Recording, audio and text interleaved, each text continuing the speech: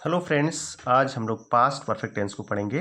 तो सबसे पहले पास्ट परफेक्ट टेंस की पहचान को जानेंगे। देखिए, पहचान क्या होती है कि जिस हिंदी वाक्य के अंत में चुका था, चुके थे, चुकी थी आदि शब्द आए वह पास्ट परफेक्ट टेंस होगा। ठीक है। और जैसे यहाँ पे एक एग्जाम्पल लिखा गया, वह स्कूल जा चुका था, तो ये एक पास्ट परफेक्ट टेंस का एग्जाम्पल है।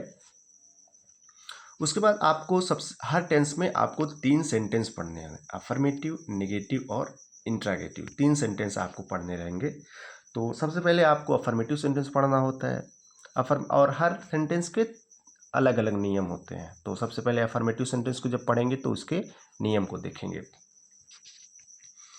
तो देखिए, इसमें क्या होता है कि सबसे पहले क्या है कि सर्वप्रथम क्या लिखते हैं, कर्ता लिखते हैं, ठीक, सब्जेक्ट। उसके बाद हेल्पिंग वर्ब, हेल्पिंग वर्ब इसमें क्या लगेगा, हैड। उसके बाद वर्ब लिखते हैं, लेकिन इसमें वर्ब की थर्ड फॉर्म का यूज होगा। और अंत में ऑब्जेक्ट को लिखते हैं। इतना आपको याद रखना है, ऑर्डर याद करना है, ऑर्डर का ख्याल करना है कि ऑर्डर चेंज ना होने पाए। यानी सब्जेक्ट सबसे पहले, उसके बाद वर्ब और उसके बाद ऑब्जेक्ट लिखना है। ठीक है। सबसे पहले क्या, सब्जेक्ट, सब्जेक्ट, उसके बाद वर्ब, लेकिन सब्जेक्ट और वर्ब के बीच में हेल्पिंग वर्ब लिखना है, जैसे हैड, यहाँ पे हैड लिखना है। ठीक है। चलिए एक एग्जाम्पल देखते हैं। वह स्कूल जा चुका था, तो इसका एग्जाम्पल हो जाएगा, इसका ट्रांसलेशन हो जाएगा ही, सब्जेक्ट ही, उसके बाद helping verb had, he had, और उसके बाद वर्ब लिखेंगे। वर्ब यहाँ जा चुका, यानी जाना, जाना की इंग्लिश क्या होगी, गो। गो का थर्ड फॉर्म क्या हो जाएगा, बताइए। गो के लिए होता है गो, वेंट और गॉन, यानी थर्ड फॉर्म गॉन होगा। सेकंड फॉर्म वेंट होता है। तो यहाँ पे थर्ड फॉर्म यूज़ करना है तो गॉन का यूज़ करेंगे, ही हैड गॉन। उसके बाद लास्ट में ऑब्जेक्ट यानी कर्म को लिखेंगे। कर्म यहाँ पे स्कूल है। कर्म हमेशा लास्ट में लिखा जाता है, इसको याद रखिएगा। ऑर्डर जरूर याद रखिएगा, ऑर्डर मिस हो जाता है तो ट्रांसलेशन गलत हो जाता है। नेक्स्ट है दूसरा sentence, negative sentence. Negative sentence में सिर्फ नहीं लगता है, जैसे वह किताब नहीं पढ़ चुका था। तो इसमें जो है आपको लिखना है कि सबसे पहले सब्जेक्ट लिखना है ही, उसके बाद हेल्पिंग वर्ब लगाना है हैड। इसमें पास्ट परफेक्ट टेंस में सबसे अच्छी बात ये है कि चाहे सब्जेक्ट सिंगुलर हो चाहे प्लूरल हो, दोनों के साथ हेल्पिंग वर्ब जो रहेगा वो हैड ही रहेगा, है ना। तो हैड, ही हैड, उसके बाद नॉट लगाएंगे। हैड नॉट एक साथ रहेगा, इसको अलग अलग नहीं लिखेंगे। हैड नॉट, यहाँ पे हैड नॉट एक साथ रहेगा। Had not read the book. देखिए, पढ़ना के लिए, पढ़ना की जो इंग्लिश होती है वो रीड होती है, लेकिन रीड की जो थर्ड फॉर्म होती है वो रेड होती है। ध्यान देना यहाँ पे ये है कि स्पेलिंग जो होती है फर्स्ट, सेकंड और थर्ड फॉर्म की वो सेम ही होती है, लेकिन प्रोनाउंसिएशन जो होता है वो डिफरेंट होता है। जैसे फर्स्ट फॉर्म के लिए रीड बोलेंगे, सेकंड फॉर्म के लिए रेड और थर्ड फॉर्म के लिए रेड बोलेंगे। स्पेलिंग सेम, प्रोनाउंसिएशन डिफरेंस, तो इसको ध्यान देंगे।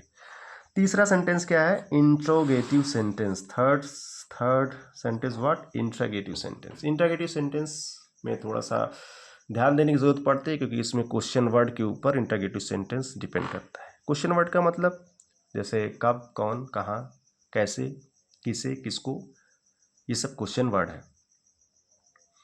कभी कभी क्वेश्चन वर्ड सेंटेंस के स्टार्टिंग में आता है, जैसे यहाँ पे क्या आया है, ये क्वेश्चन वर्ड है, सेंटेंस के स्टार्टिंग में आया। और कभी कभी क्वेश्चन वर्ड सेंटेंस के बीच में आ जाता है, जैसे यहाँ पे कहाँ, ये सेंटेंस के बीच में आया है।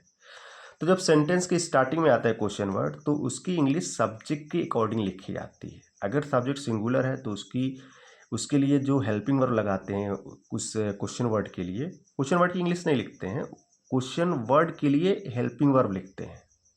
अगर हेल्पिंग वर्ब क्वेश्चन जो सब्जेक्ट है वो अगर सिंगुलर हुआ, ठीक, सब्जेक्ट अगर सिंगुलर होगा तो हेल्प जो क्वेश्चन वर्ड है उसकी इंग्लिश जो होगी वो सिंगुलर सब्जेक्ट के अकॉर्डिंग होगी। और अगर सब्जेक्ट प्लूरल हुआ तो क्वेश्चन वर्ड की इंग्लिश उसके अकॉर्डिंग होगी। यहाँ पे तो आसान है, यहाँ पे जो हेल्पिंग वर्ब कोई भी हो, चाहे सिंगुलर हो चाहे प्लूरल हो, आपको हैड यूज़ करना है। और दूसरे सेंटेंस में आपको डिफरेंट मिलता है।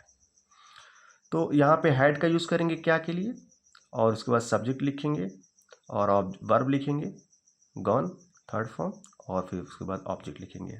तो इसका ट्रांसलेशन हो जाएगा had he gone to school. ठीक है। उसके बाद जो इसका दूसरा पार्ट है जिसमें कि क्वेश्चन वर्ड बीच में आया हुआ है, कहाँ, ये क्वेश्चन वर्ड है और क्वेश्चन के सेंटेंस के बीच में आया हुआ है। तो इसका क्या तरीका है लिखने का, ऑर्डर बहुत ध्यान देंगे। सबसे पहले क्वेश्चन वर्ड की इंग्लिश लिखेंगे, कहाँ आया है क्वेश्चन वर्ड कहाँ है, इसकी इंग्लिश लिखेंगे वेयर। ठीक है, वेयर हो गया। उसके बाद क्वेश्चन वर्ड के बाद आपको हेल्पिंग वर्ब लिखना है। मीन्स अगर आपको ये फर्स्ट फॉर्म आपको याद है ना, तो आप एकदम क्वेश्चन वर्ड की इंग्लिश लिखने के बाद सेम यही पैटर्न यूज़ कर सकते हैं, सेम यही पैटर्न। देखिए वेयर लिखा हमने, had he gone to school, same यही पैटर्न। तो ये दोनों में बच्चों को कभी कन्फ्यूज़न होता है, तो ये इस तरह से इसको अगर पढ़ेंगे तो ये चीज़ क्लियर हो जाएगी। तो वीडियो को अगर आप देखते रहिए और रिवाइज करिए। अगर आपको पहली बार में नहीं समझ में आया, दूसरी बार में आप देखिए। और वीडियो अगर अच्छा लगे तो वीडियो को लाइक करिए, चैनल को सब्सक्राइब भी करिए, दोस्तों के साथ शेयर करिए। Thank you very much.